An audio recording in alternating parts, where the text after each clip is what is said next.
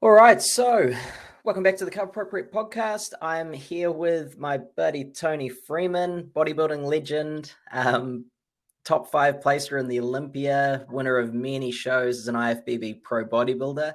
I first met Toney on a keto speaking tour in Australia a couple of years ago, and we mainly talked about keto, obviously, Yep, yep. um, but I didn't really get to talk to you much about how you got into the sport of bodybuilding. And I've talked to a bunch of top athletes recently about their journey into sport, and it's always quite different. So how did you get involved with bodybuilding and physical culture?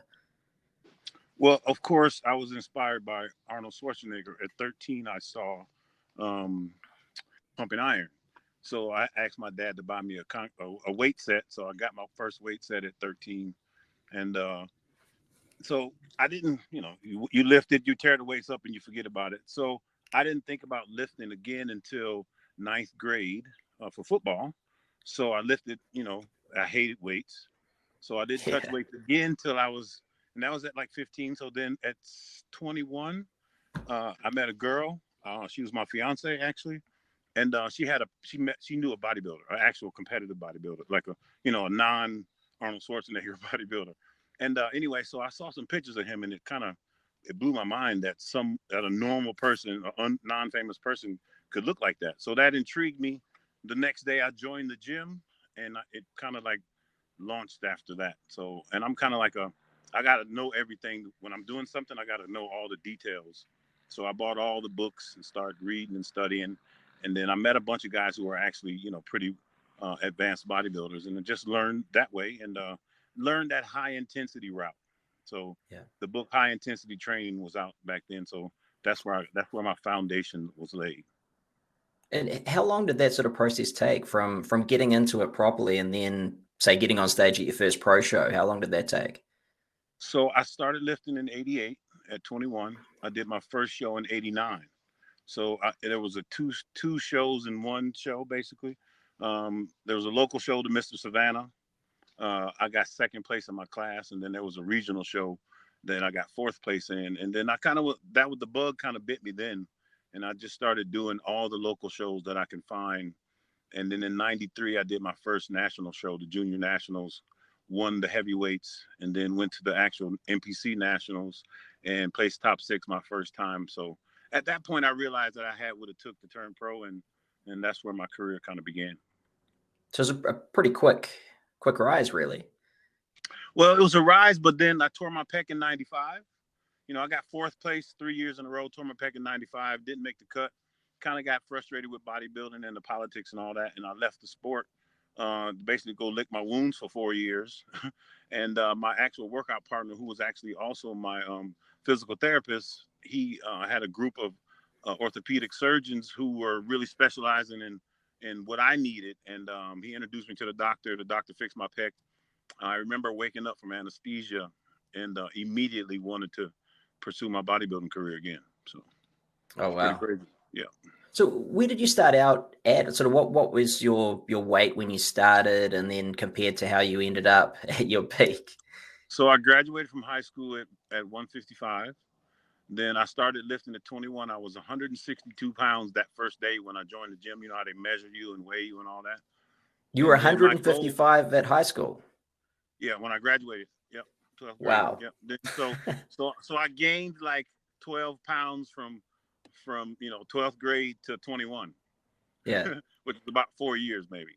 And being 6'2", I was really really skinny. So my goal was to be 200 pounds. So that took almost 2 years. And then once I started competing at the heavyweight class, which the cutoff for heavyweight is 198 and a quarter. So I would compete at 199. That made me a heavyweight. and Yeah.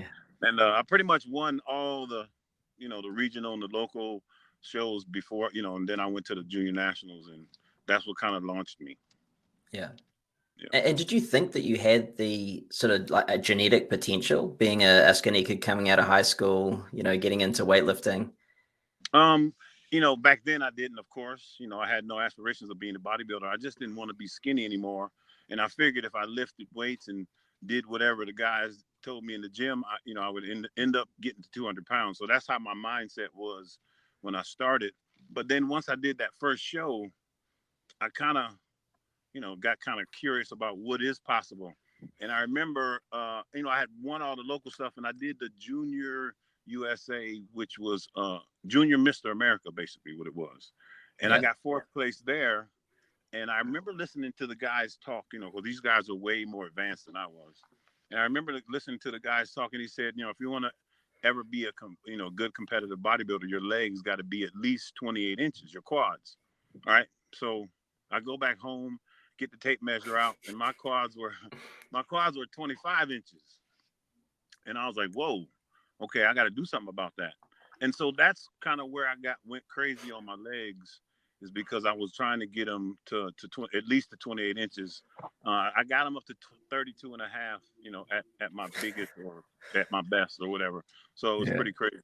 I started out with my arms were probably about 13 and a half, and I got those up to 23 with a pump. Wow. So, yeah.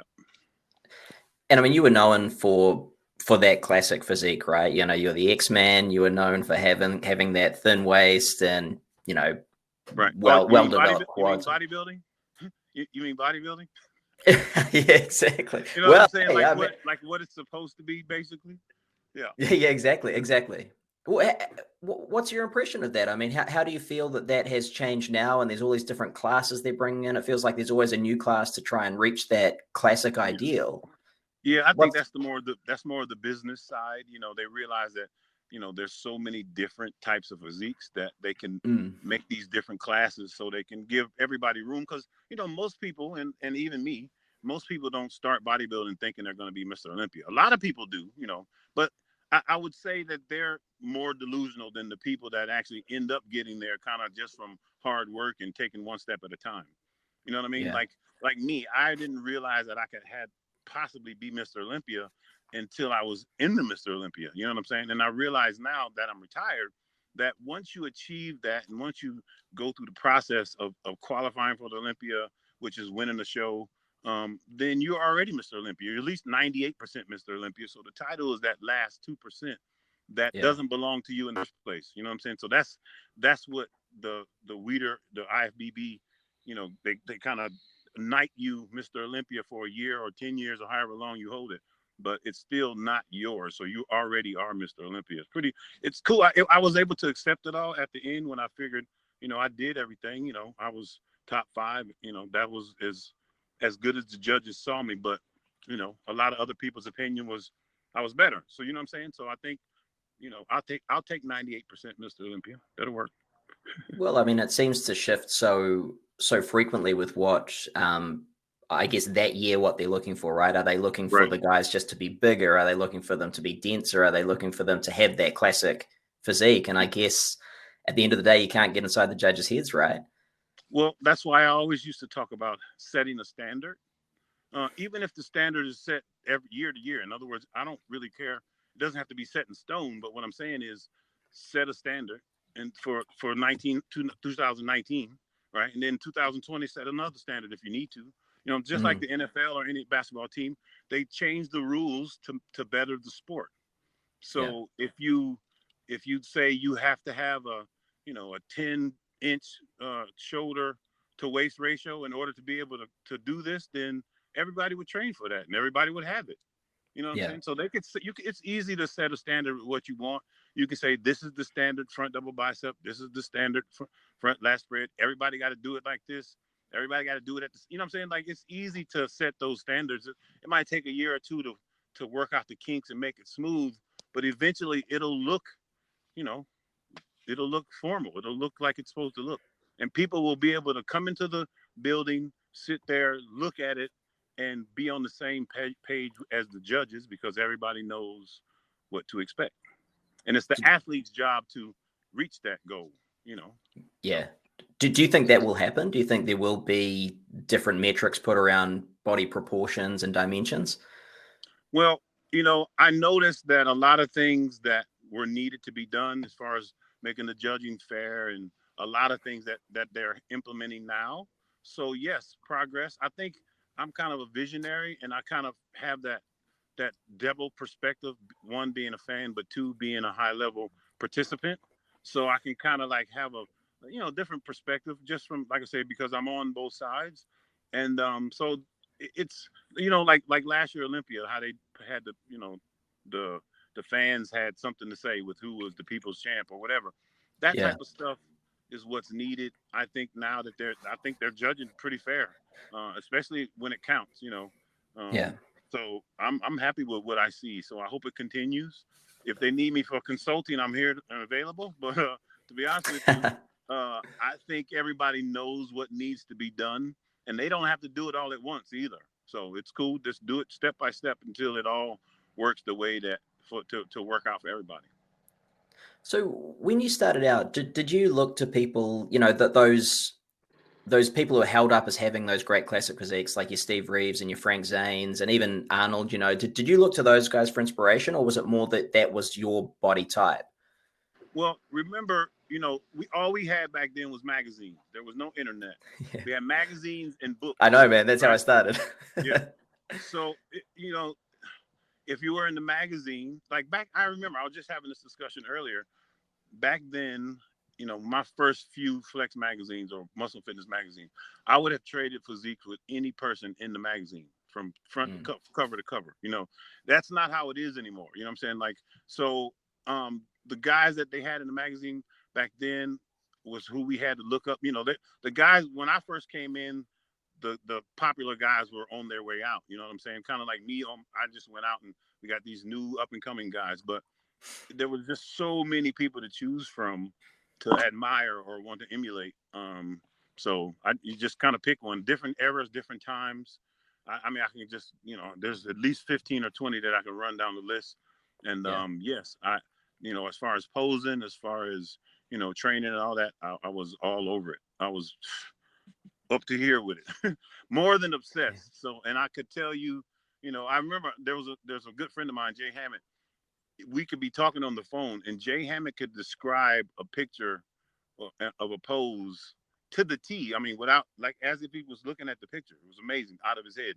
That's how deep we were into the game. So, Wow. yeah. And so, I mean, with that level of obsession, do you miss the game now? Do you miss competing, getting Yeah, up on I was. stage?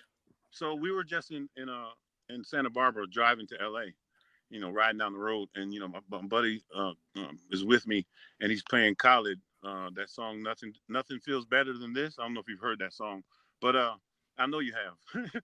And so I'm saying, wow, I would love to pose to that song. So I do miss performing. I do miss looking like that, but I'm having so much fun building my businesses that I don't miss being a bodybuilder like full time. I still admire it. I'm still a fan. Eventually, I'll probably do a transformation. I might even pick up guest posing, later on. But I prayed for a new passion when I left the sport because I didn't want to be one of those disgruntled, injured, mad people that used to be something. You know what I'm saying? Yeah. So I literally prayed for something else that I could be passionate about in the same way, and it was granted to me.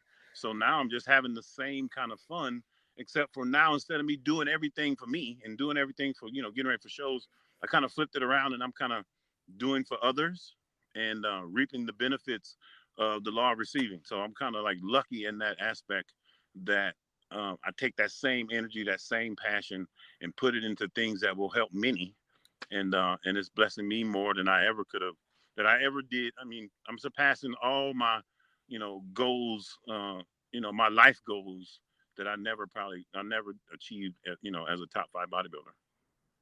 Yeah, that's what struck me, I think, when we did that little speaking tour is, you're obviously super passionate about business. And I mean, I was pretty surprised. You had almost inexhaustible energy to talk to people and to give back to Yeah. them and to give them advice and stuff like that. So is that what you're mainly doing now is through your businesses trying to give back to people? Yeah, so I have 2 businesses. One, Peter Andros, he created this product, and the brand is called Nordy.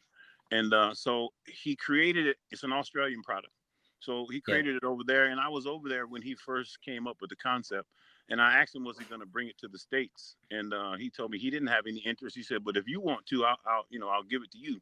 And so we made a little deal back then. And so I spent the last, oh man, it's been almost 3 years now putting that all together. So that's all come together now. We were just on Kathy Ireland yesterday. I think it's gonna take off soon. And then I have another business.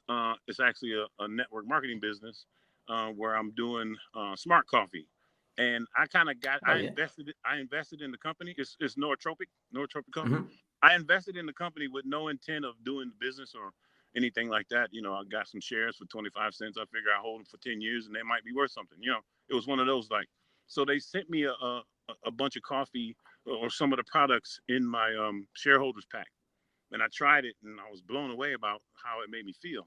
And so I started, you know, looking into it. I met the formulator, met the owner of the company, and created a really, really significant home-based at-home income that's basically allowed me to do whatever I want, invest in, you know, my chocolate company and do whatever I want. So it's just really cool to, and like I say, I spend most of my day answering questions for my people and helping them, you know, achieve whatever it is they're looking for from taking our products. So Naughty Nutrition, that's a low carb protein chocolate, right? It's a sugar-free, dairy-free chocolate bar. We added gut health, probiotics, prebiotics, digestive enzymes, has glutamine for, you know, gut repair. And and it has hemp protein, 9 grams of hemp protein in that whole environment, in that food environment. You know, chocolate and coffee are the two best delivery systems. So, you know, I'm in both industries, and both products are functional. That's the wave of the future where, you know, you eat this candy bar and you're getting your daily dose of pro and prebiotic and digestive enzymes. So it's going to help your gut health. Going to, you know, it's a soil-based organism that we're using, and that spores into 200 different microbes, and so that helps you just have better gut health. And he created it for celiac and Crohn's patients, and so it's also good for diabetes because there's no sugar in it, and it tastes amazing. So that's the really cool thing, because I think people are going to eat it no matter, even if it didn't have the qualities that it has, but it's actually good for you. And that's the key, right? I mean, I think for a long time we'd sort of make compromises for our health, and I think now with a lot of the products coming out like yours, we don't need to make compromises on the taste anymore for health. Exactly.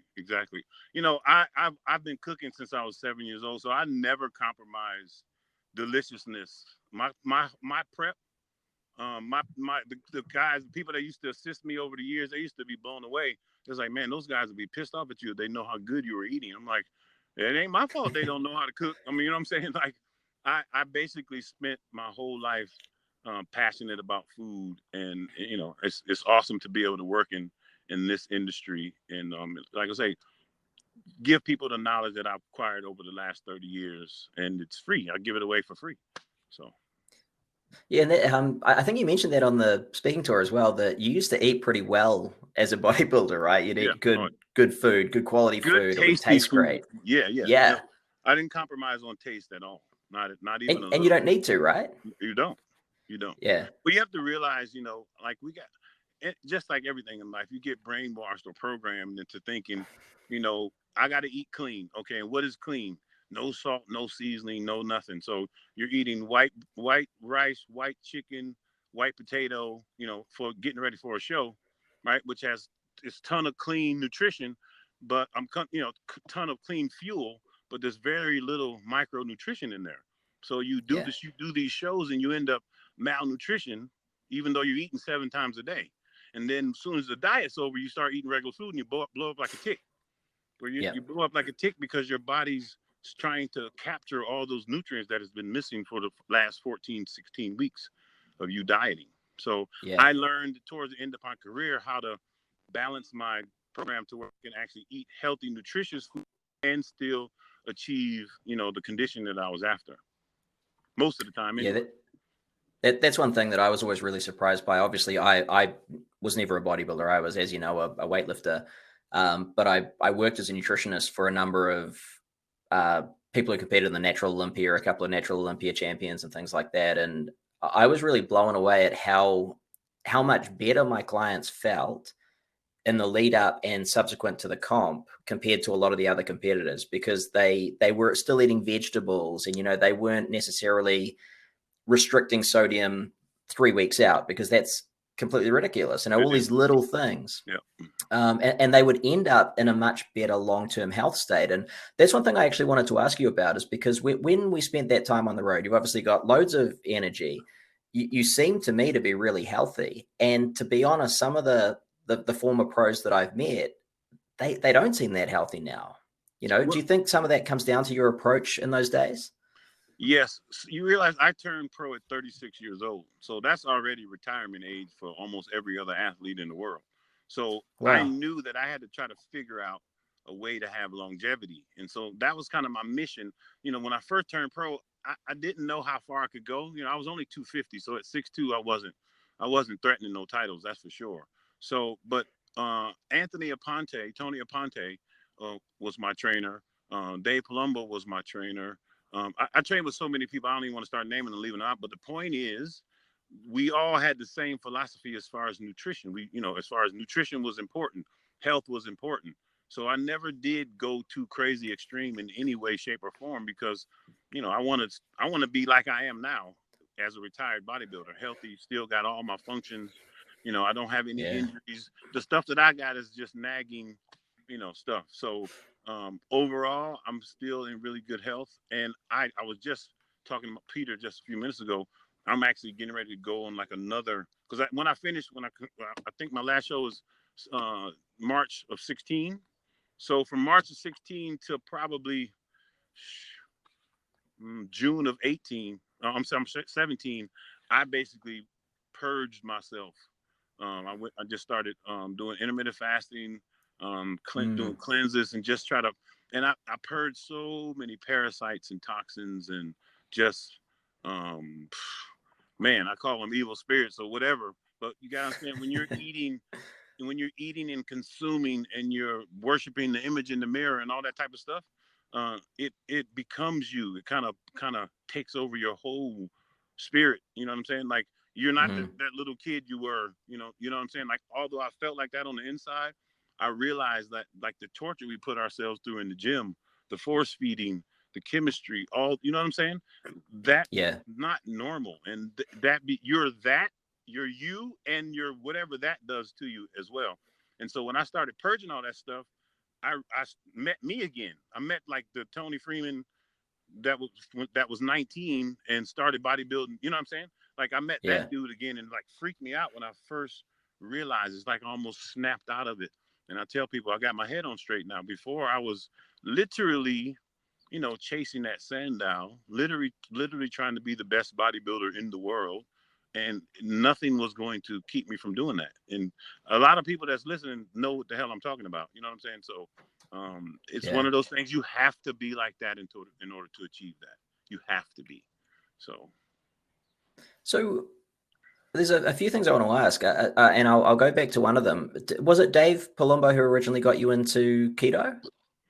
well, you got to realize we were doing keto back in like '93, but we didn't call it keto. We just called it suffering. You know what I'm saying?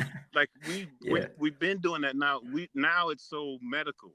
So medical, Mm. how it's based right now. The keto that most people are doing is based on the medical ketosis, but we Yeah. were doing that shit back in 92, 93. Yeah. But Dave is the one that showed me how to get get all the way shredded and still maintain your muscle mass. So that's where I really honed in on, because before I was competing at, 250, 260, and then working with Dave, I jumped up into the 70s and 80s. And then after Dave, I was able to go up to the 90s even and still maintain my really small waist. And, like I competed so much that I wasn't, you're not going to come in pristine condition in 9 shows straight. You know what I'm saying? So really the Yeah. goal for me, like when I was in '08, for a perfect example, is where I was able to bring it actually to the stage. That was my 9th show of the year. You know what I'm saying? My first show of the year, I got 8th place. And then I won like, 3 or 4 shows in the middle. And then I placed 4th 3 weeks out. Everybody's like, oh, he blew his wad. He won't be able to. But my whole goal was the Olympia. So, Yeah. I went through some BS getting to New Jersey for that last show that I got 4th in. But I buckled down and, I knew I was going to bring it to the Olympia, and then I got chose number two, be first to, the first athlete to walk out. So when you do that, you have a better chance at timing, your peak, because you're the first person. And so Yeah, yeah, usually we all start pumping up at the same time. But if you're number one, you're going to take your pump onto the stage. If I'm number seven, I'm not going to be able to hold that pump. You see what I'm saying? So it's yeah. Good point. easier to time it, and I was able to nail it. I hit it hard on Friday night, but I was able to nail it on Saturday night, and that was like the first time I ever peaked on stage. So Yeah. So how does I mean, you mentioned intermittent fasting and things like that. How does your nutrition now differ from what you're doing back then? I do one meal a day, sometimes two. Okay. I start the morning with my smart coffee. I make it bulletproof style. I put we have a creamer called Keto Cray. I put some of that in there. I put some powdered peanut butter. I put some bone broth that my buddy makes, Bone Broth IQ, really amazing product. And then one more thing, I put a little cacao butter and a little cacao in there. And Nice. so I got probably about 30 grams of fat in that morning cup of coffee. And then I eat my first meal probably between 4 and 8 p.m. And then, I might have some watermelon before I go to bed, since watermelon's in season. But other than that, I'll have a Nordy bar before I go to bed, and that's it. That's like, And and I just try to eat all whole foods. I don't do shakes. If I yeah, train, I might make me like amino acid and carb powder, just for, what I'm saying, right after I train, and then I go eat that one meal. yeah. And I Now, still eat pizza every blue moon, but I don't really like it anymore. You know what I'm saying? Like, you know, like today, like I'm traveling. So when you travel, you eat whatever the best restaurant or whatever. But when I'm home, I eat a lot of raw green leafy veggies. I eat fruit. yeah. I eat, I order all my meat still: bison, grass-fed beef, chicken, wild salmon. I order all that, so I don't do grocery store stuff that much. And so I try to eat just good whole foods. And then if I want to splurge, if I want some cookies or whatever, I just have it and keep it moving. Yeah. It sounds sort of similar to how I eat. Yeah. I remember one of the things that sticks in my mind after that speaking tour was our search for food every night. That seemed to be our biggest challenge, was trying to find food. But Well, interestingly, I think because you're obviously so fat adapted and keto adapted and things like that, there are a couple of things that I think were really clear. We were looking for food because we were hungry. We hadn't eaten all day, but it wasn't the same as other people who don't have that level of fat adaptation. right. And secondly, you're holding a lot of muscle for someone who eats one meal a day and probably doesn't eat a massive amount of calories. I believe because I'm not breaking down muscle, and my recovery requirement has been brought down. So I'm kind of like in holding pattern, because I Yeah. do train once, or I train maybe 5 days a month, maybe, right? So I'll Oh, go wow. do a circuit probably once every 6 or 7 days. I walk outside 2 miles, most days when I'm home. So say 5 days a week, high intensity walking through trails and whatnot. And that's what I do for exercise. So I know I'm not breaking down muscle. And so I think I eat a big meal. So how, I just started listening to was Cole Robinson, the snake juice dude. You know who that is? No, no idea. It's talking about fasting, right? So, Okay. Yep. because I'm intermittent fasting, right? I'm like, okay, well, 24-hour fast is really just, if you skip a meal and you only eat one meal, boom, you're fasted. You know what I'm saying? So it wasn't like a stretch Yep. for me. So I started messing around with that, because I do want to create some autophagy. Just because you're getting older, I want to get rid of some old clutter in my body. You know what I'm saying? So I'll do a Mm-hmm. 24-hour fast, then I'll do a big refeed one day, and then I'll fast 24 hours a day again. I'll do that for about a week maybe, and then I'll just go back to regular intermittent. I do play around with stuff like that. It just clears the clutter, kind of gives Yep. you a clean slate, helps with your microbiome. So I do it, and I'm not, I'm already past that point where, oh, I'm about to lose all my muscle and all that, So all my muscle is still there. It's just deflated because I haven't been lifting. When I go to the gym, I pump up pretty nice, and then of course it goes. But I don't like, carb load and You know what I'm saying? Like I'm eating maybe Yeah. 100 grams of protein a day instead of 350 grams. So Interesting. yeah. So you, when we were obviously on that tour, you're also taking some ketones as well. Are you still using ketones as part of your regimen, or not so much? You know, I put so much time researching ketones and testing my blood and testing my ketone levels and glucose levels and all that type of stuff. So if I was high intensity training, and I wanted to do it fasted in the morning, at 6 a.m., then I would Yeah. probably use some exogenous. That would be a good option, or branch chains or something like that. But Yeah. I, I'm sure that a lot of people get a lot of benefits from it. But you know, it's easy. I know I'm burnt. I know I'm creating ketones all day until I eat that one meal. So Yeah. I really don't. I don't. I kind of like walked away from that whole company, and more power to them. So I kind of I don't see any need for them. Like I said, if I was training intensely, I probably would. I probably would use them. But Yeah. because I know I'm not concerned about breaking down muscle. Again, I don't. The clarity and focus and all that, I got plenty of that. So I just don't. Understood. Yeah, I think that actually speaks to a really important thing. I think, in that I think people can become almost obsessed about any particular supplement and think it's going to be the magic wand, right? Yeah, You and I I know that call any. them. I call them Ketova witnesses. Yeah. Okay, I'm going to remember that one. That's a good one. Go Because ahead. I think with any supplement, right, we understand that it's a tool, and Exactly. I like exogenous ketones predominantly because I think I took so many headshots when I was playing rugby and boxing that I noticed that if I start getting brain fade and I have some ketones, I feel 100% better. And obviously, I use them clinically for neurodegenerative disorders and traumatic brain injuries and things like that. But really, we're still in that space of looking at them as a tool Yep. that can be very beneficial. But hey, at those times you don't need the tool, why would you use it? Would you keep swinging a hammer if you don't have a nail to bang in? I was just about to say that. No matter how good you swing a hammer, unless it's a nail to be driven, you don't really need it. You know what I'm saying? And because I always focus on the health as much as I do all the other aspects. There's a lot of science now out about it, so it's unconclusive.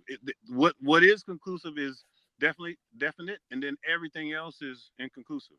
You know what I'm saying? You Yeah, do get the boost from the brain fog.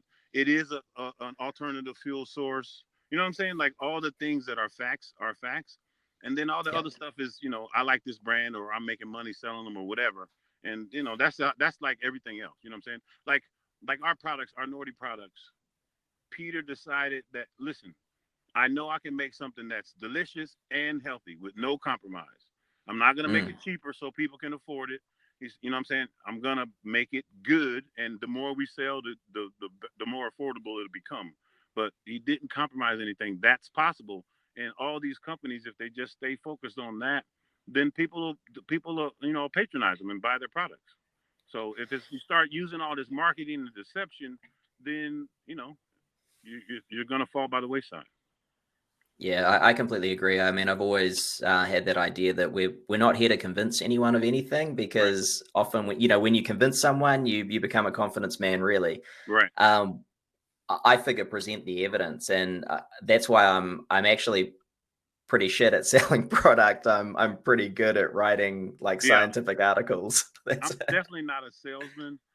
I get passionate about stuff, and trust me, I do my due diligence.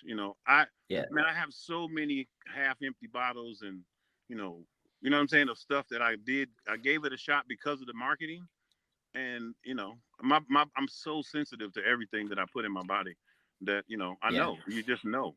And I just okay, you got me that first time, I'm not buying it again. And that's pretty much um when you see me promoting something, I've done my due diligence. I'm not necessarily making money from mm, talking about it. It's just that it has proved to be worthy. And I basically I give credit where credit is due. I'm just lucky that I have friends that like Peter, who was a genius in creating healthy products, and I have a lot of connections from the sport that I can kind of bring the two together, and so we make a great partnership, and that's what it is. It's a friendship that turned into a partnership, and so that's what it is. Yeah, I mean, that's the best way. I remember someone told me years ago that you don't have friends in business, and I went to one of my mentors, Dr. Ian Brooks, and he said that's the biggest bunch of horse shit I've ever heard in my life. If you don't have friends in business, you got no life, man. Right. That's the opposite of what's true. Exactly. No, Yeah, I mean, I just needed to park, so I wouldn't be driving. I'll be out of here in 5 minutes. Go ahead. Sorry about that. The security. It's all good. We're parked at, like near the beach somewhere off the highway. Where are you at the moment? Are you in I'm California? driving back to LA from Santa Barbara. We shot the Kathy Ireland modern living TV yesterday. Oh, cool. Yeah, and we had some more shoots today. Some stuff on the beach, and so we're gonna go to LA today. Got a couple meetings, and then I go home tomorrow. And this is mainly for Naughty, is it? Yeah, it's for Naughty. Yep. Yeah. Great. Yeah, I really dig what you said before about how you guys started to create that product. As I don't know if you remember, but I have Crohn's disease, so I feel like I'm a pretty good sort of litmus test for some things like that. So I'll have to get hold of a bit and try it out because it sounds super exciting. We'll get some sent to you, and then maybe we'll come back on later after you've tried it and talk about it. Yeah, man, that sounds good. So I know you probably have to go soon, but no, I really don't. I just was telling the security guard that I'm good. And no one's going to kick out Toney Freeman, right? You tried. So if you look back, I mean, you've had a pretty amazing career in bodybuilding. You've now moved into business and you're doing some amazing stuff there. Are there any stumbling blocks that you've come across that have turned out to be blessings in disguise? Oh my God, so many. Wow. Yeah. Bro. What's a big one? I could spend so many hours talking about the lows. You know what I'm saying? Like, it's social media. You really only see the highs, or announcing somebody's funeral or something like that. But people try to show you their best side. I tell my story, when I'm around my people in my business. But I went through a lot of crap. Think about. So I wanted to retire at 50 years old. So I'm 49 and a half, getting ready for my last season. I kind of was going to do like Kobe. And so I had 8 shows planned for the year, which is hard. That was hard. So anyway, I go try to getting ready for the first show and, get an injury, a soft tissue injury, something that is only going to heal if you stop moving. You know what I'm saying? Yeah. So anyway, I did the first show, got 4th, did the second show, got last place. And then I was supposed to go to Australia right after that, a 30-hour flight on a bad leg. So I just decided to not go so I can go to the doctor and see what was up. And I'm glad I did. He told me, he said, Toney, there's nothing really wrong. He said that this soft tissue injury is going to require you to rest, for, 6, 8, 12 weeks, however long it takes. And all your nutrition needs to go for your healing because you're deficient in, a lot of stuff that's required in you healing. So I listened to him. I found out that I had a couple of parasites. So I went through this whole thing of I have to heal myself. I have to cleanse myself. I have to, get better. Bodybuilding, either can wait or it's over. You know what I'm saying? So it took me about 18 months before I could actually say that I'm actually retired because I didn't really have a plan B. You know what I'm saying? Like I knew I was gonna go into business after I finished, but I wasn't really finished yet. You know what I mean? So So because I had to go out the way I went, I had to go through that whole mental thing, that dejection from the injury, but also facing the end of my career, and also not really having the income. So I had to dip into the money that I stashed for 20 years from now, not then. So that just brought me to reality of okay. I gotta make it happen. I'm not gonna go out and fill out applications and get a job somewhere. I gotta create something. I'm a creator. And I remember I was in my garage, down to my last, 50, 60 bucks besides whatever my wife was bringing in or whatever I had saved. I was going to have to dip into my cookie jar. You know what I'm saying? And I said, you know what? This is all attitude. This is my attitude about what happened to me or what didn't happen to me or whatever. And I decided, I remember standing in my garage, I was like, I'm going to be happy no matter what my circumstances are. And I'm going to turn this thing around, blah, blah, blah, blah, blah. Whatever I said. 2 days later, I was invited to go to Naples to listen to this thing about this investment deal, which ended up being Elevosity. And I went down there, and I didn't really have any money to invest. My wife invested some money, and we invested in the company. And then I started, representing the company a little bit for, using the products and talking about it and stuff like that. So my only source of income was my training, my online training.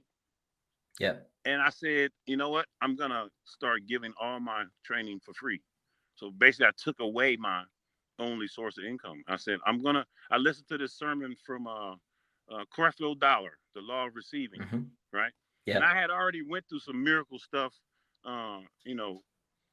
with this whole chocolate situation. I can tell that story too. But anyway, I listened to Creflo Dollar. He was talking about the law of receiving. He was talking about planting seeds and reaping the harvest and all that, right? So I started taking that stuff literally and started doing it. I said, okay, I'm gonna give first. So because you got to give to receive. All I had to give is myself and that knowledge. So I just started doing that. Yeah. And one after one, people started joining my business, and it just blew up. So now we're doing $3 million a month in volume. So in sales for my smart coffee.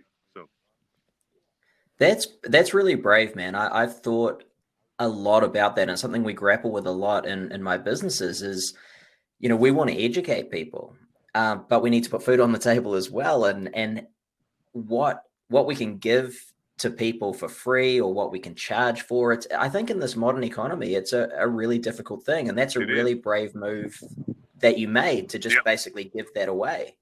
Yeah. Well, to be honest with you, it's the law of receiving. In other words, if you go to YouTube and listen to the law of receiving by Creflo Dollar, if you listen to it, so I listened to that sermon probably about 20 times, and it wasn't even a religious thing. We could go. Yeah. No, I'm good. So it wasn't even a religious thing. It was me basically being selfish for 29 years, trying to achieve what I was trying to achieve. And basically it says, if you want to get what you want, you got to help as many people as you can help get what they want. And if you do that, you will have what you want. And I took that to heart, and I literally started doing it. And it's, I started reaping benefits. It started happening. So I'm not going to stop. I mean, all the other stuff that I tried got me to where I was. So I kind of got down to my last, I tell people all the time, I know it's at the bottom of the barrel, you know what I'm saying? I've been there so many times. And that time, none of the other times did I decide to help other people or to make it about someone else. And the moment that I did that, and I have the vehicle to do it. I have something that I share that actually has a compensation plan attached to it. But I couldn't sell people. In other words, it wasn't like I was out somewhere selling. You know what I'm saying? Yeah. I was like just sharing what this product did for me and what it did for my clients and all that. And that was it. And I was like, wow, this is amazing. So then I started doing it in every other aspect of my life. And that's how I found my business partner, who basically, I'll tell this story. So I'm not into numerology or nothing like that, but I kept seeing 1111, and I know probably people see it all the time. My son is born on 1111. My dog is born on 1111. I got my cat on 11. So whenever I see 1111, that's what it reminds me of. But this particular time, I was in Australia. I left Atlanta November 1st, right, which is 11/1, and I was supposed to come back November 16th, right? So I'm over there and I'm seeing 11/11 on the clock and all that, and I realized that I'm out of the country and I'm gonna miss my son's birthday, right? And I went over there to meet with my business partner. I was supposed to come back home with samples. Didn't get the samples. Cut my trip short. Went back home, right? And so I could be home for my son's birthday. So anyway, I was frustrated because I didn't get samples, and it was holding up the business that we were trying to do. We had invested all this money. So I'm just trying to fix it. You know what I'm saying? So in 2006, I watched The Secret, right? And The Secret says, ask for the craziest things you could, ask for the craziest thing you can think of. So when you get it, you know where it came from, right? So I called my partner Peter. I said, Peter, I need a invoice for a full container of chocolate. Right, right. So he sent me the invoice. It was $420,000. So I said, Wow. okay, well, I need some operating capital. So that's 500,000. I need $500,000, right? So I said, I'm gonna ask the universe to bring me that money, right? I'm like, because you gotta understand, I'm at the bottom of the barrel. I really have nothing to lose, right? And I had already started making progress with my company from using law of receiving. So I said, universe, I need $1 million. And not only whoever gives me this money, not only do I need them to give me the money, but I need them to have the business sense or the wherewithal or the skill set to help me build this company the way it needs to be built. Because I don't know how to build companies. I'm like the bait. I like to attract and put things together, but I don't know how to build $1 billion company, right? Yeah. So I said I need $1 million. 2 days later, I get on the plane to go to California because I'm like I got to do my part. In other words, I asked for this, I believe, so let me do my part. So I said, I'm gonna pay off all my credit cards, all my bills, and all my debts or whatever, and I'm gonna go get a business plan. So a friend of mine writes business plan. So I called her. I said, will you help me write a business plan? She said, sure. Got on the plane, flew out there, told her my idea about what I was trying to do.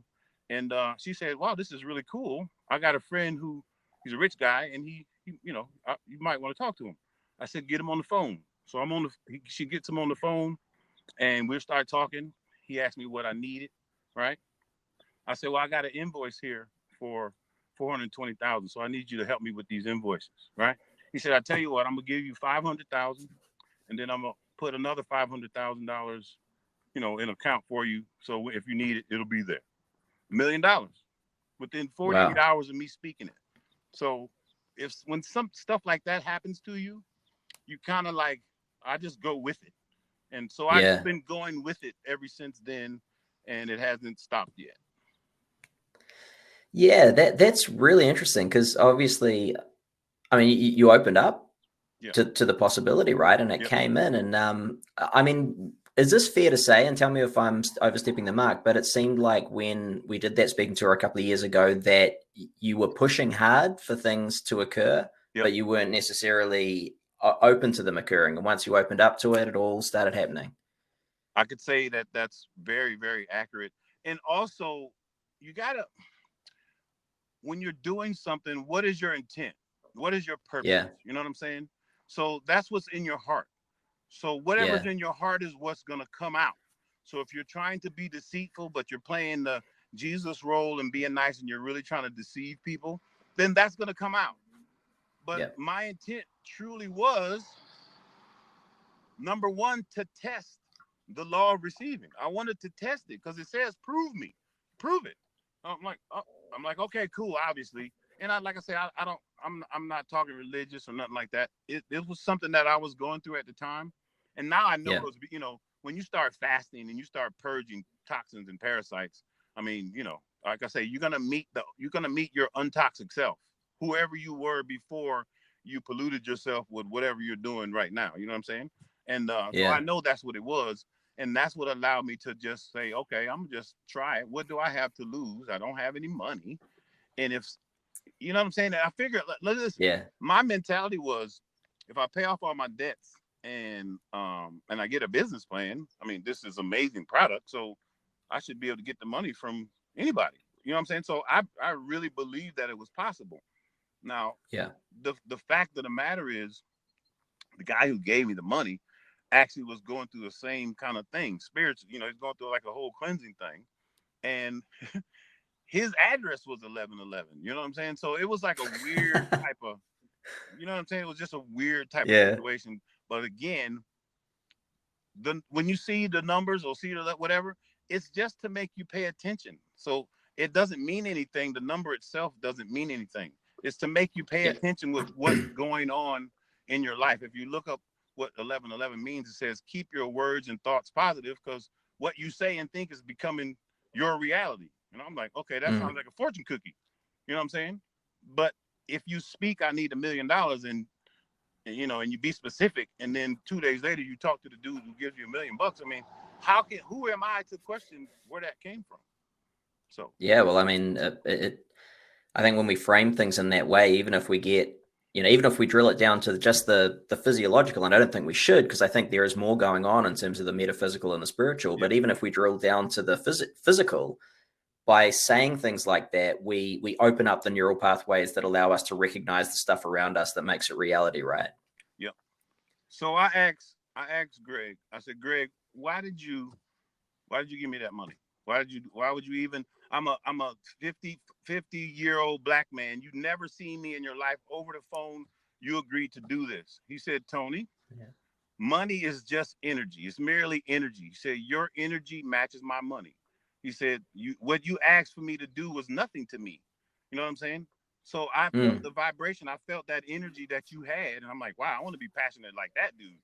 And so it was nothing for him to make a phone call and liquidate that money. And, he didn't like put it in my hands. He put it in my business account. And then I made him my partner. So it wasn't like I was going to run off and go to the strip club with the money. I mean, you know what I'm saying? It was very specific, but it was what my intent was to get money for the business. You know what I'm saying? And I kept true to that. And that's what happened. And so what you mentioned before, our intention going into these things is so important, that the reason, that the why. So what's your big why right now? It's my kids. It's I have men now. I have a 30-year-old, a 29-year-old, and a 15-year-old. You know what I'm saying? Oh, wow. And like they watch, their whole life. So Nico and Montre was born in '88. Nico's born in '89. I started bodybuilding in '88 and started competing in '89. You know what I'm saying? So that's all they know is the X-Man as their dad. You know what I mean? Yeah. So I can't be the X-Man anymore. I don't even want to be the X-Man anymore. So I get to show them what's cool and interesting, but also now I get to show them how to, create something from zero, from an idea, from a thought, from an affirmation, and turn it into something real. And so now my why is to succeed, and then leave it all to them. So in other words, you were showing them how to be the X-Man. Now you're showing them how to be the Y-Man. Wow. I owe you for that. But that's really true. I mean, that's really, it's so amazing. Nico's getting ready to have his first kid. Montre just had one. You know what I'm saying? I got a granddaughter, about to have a grandson, and then I got a 15-year-old who's, hadn't lost his virginity yet. I hope I didn't embarrass him, but you know what I'm saying? Like, it's coming. It's like all this stuff is happening. I get to help mold these guys, these men's life in a positive way, because I don't even know my biological father. The man who raised me is the only father I know, and he taught me, basically all the stuff that I know right now. And so when all these things came to me, I had an open mind and an open heart for it, because I was groomed like that as a kid, and I seen the miracles that happened to him. And so it really wasn't that difficult. Once I stopped worshiping the image in the mirror, and you know me, and you've seen my photos. People, I think people look at bodybuilder, oh, you're muscle head, you go to the gym, you get on stage, you're in your underwear or whatever. A lot of people are like that. A lot of people. I was on a whole nother situation. You know what I'm saying? I was in a whole nother place, mentally, physically, spiritually, all of that. So I was absorbed, consumed, obsessed, possessed, all of that. Well, you think about things in a different way, right? I mean, that you have some interesting ideas, and I think that just springs from an inquiring mind and, an interest in that which is more, the metaphysical, the spiritual, all those types of things. And I mean, that makes for a fascinating individual. Well, I try to be, you know what I'm saying? Like I'm a performer naturally. I like all that, but almost everything I do it from within, or I do it from for the people that I love. You know what I'm saying? It's like, it's always more to it than the actual gesture. I'm one of those type of dudes. I could be somewhere by myself with nobody else around and be perfectly fine. And then I'm that dude that loves to cook for his family and watch the reaction when they eat the food. I'm that, you know what I'm saying? I'm that dude that would probably cry in a movie if you know what I'm saying? Like, being the X-Man was a whole nother persona of myself. And I enjoyed it, but like that little boy in me was always there too. That's kind of why I didn't go super duper extreme.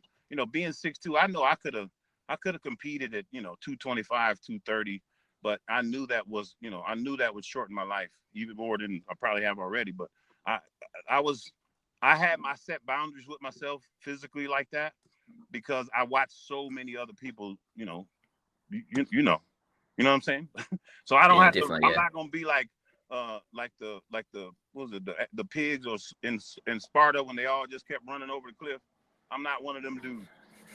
I'll Yeah. stop and pull off to the side and be like, oh, y'all go ahead. You know what I'm saying? Yeah. So I stayed like that I've been like that my whole life. And like I said, I love the sport.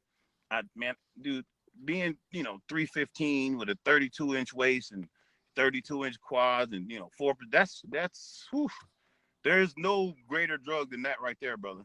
So Yeah. that was a whole nother realm of thinking. I mean, And I guess it speaks to, the character that you were able to step away from that and realize that there are other things that can be pursued and to develop, these new passions in business and giving back, because I know a lot of people can't, right? It's very hard to give that away. yeah, I mean, you gotta understand. Like I said, I came up with all the top guys, all the legends, and I watched them, crash and burn. So you know what I'm saying? Yeah. And that's what Yeah. that's what wisdom is. You're supposed to learn from your mistakes and pass it on to the person behind you. So I'm just trying to be Yeah. wise, and like I said, I did it all too, but I kept it in the back of my mind that, when I'm done doing this, I want to be okay. I want to still have my brains and my body and be able to be a successful human besides, physically. So Yeah. Well, you're an inspirational man, Toney. I appreciate your time today, and you've oh given man, us all a lot to think about, man.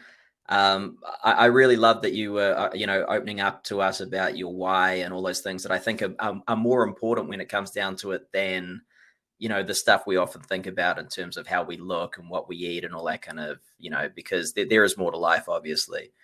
yeah. So where, where can people find out most about what you're doing right now, on your website and Naughty Nutrition? Yeah, if you go to Naughty Nutrition, it'll give you all the information about the products.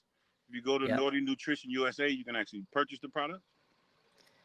And then if you want to look into my smart coffee, I just recommend you just go to my Facebook or Messenger and send me a message, and I'll send you a link and some videos to check it out. So Perfect. In the show notes, we'll post up the links to all your social accounts okay, and cool. the website, Naughty Nutrition, all that kind of stuff. So everyone watching in and watching in later, on the YouTube video and listening in on the podcast, go to the podcast page, check out the links, and connect with Toney X-Man Freeman. Bro, it has been an absolute pleasure, and I thank you for your time. I know you're a very busy man. Man, me and you hit it off day one. So anytime you need me, I'm here. People who know me, they know I love doing this anyway. So that's like a part of my give back mission. Sometimes I think I get a little deep, but when you're doing what we do and you're trying to achieve greatness, you know what I'm saying? So Yeah. there's the other side to that. And since I'm already done all that, then I'm over here, to coach people along or tell them about the obstacles, help these guys kind of heal their body when they're finished. And I kind of made that my mission too, come up with a protocol to help guys get back their physical and their financial, if because a lot of guys, we don't, we think we feel invincible, we don't plan the right way, and you end up, number one, you get depressed, then you get depressed and broke. You know what I'm saying? And then you look in the mirror and Yeah. you don't look like you used to. That's the truth. That's the trifecta. The triple That ain't threat. what you want. That ain't what you want. So, Yeah.